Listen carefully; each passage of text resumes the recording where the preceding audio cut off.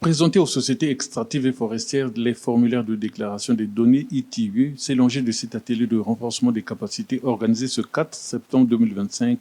dans la capitale économique après Brazzaville le 2 du même mois. Cet atelier s'inscrit dans la volonté des autorités nationales de renforcer la transparence, la redevabilité et la bonne gouvernance dans la gestion des ressources naturelles du pays. Ouvert en ligne par Florent Michel Okoko, le secrétaire permanent de l'ITIE, cet atelier vise à faciliter la collecte complète, exacte et des délais des données ITIE auprès des administrations et des entreprises extractives et forestières. Cet atelier, c'était l'occasion de présenter aux entreprises extractives du secteur des hydrocarbures, des mines et des forêts, le formulaire de déclaration et les instructions de rapportage qui vont servir à élaborer le rapport ITIE 2023. C'était l'occasion aussi de rappeler l'importance des échéances par rapport à ce rapport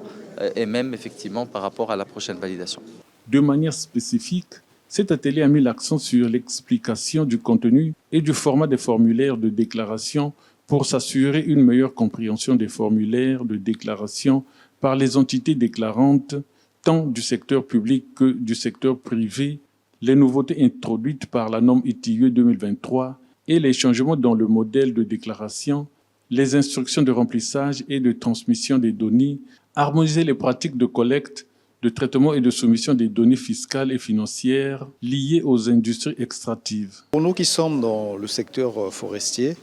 la partie la plus intéressante a été le volet lié aux détails de la compensation de la taxe d'abassage. Donc il nous revient désormais de présenter de façon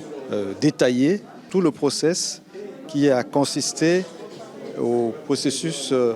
de compensation. Donc du montant brut jusqu'au montant réel qui a été payé au final.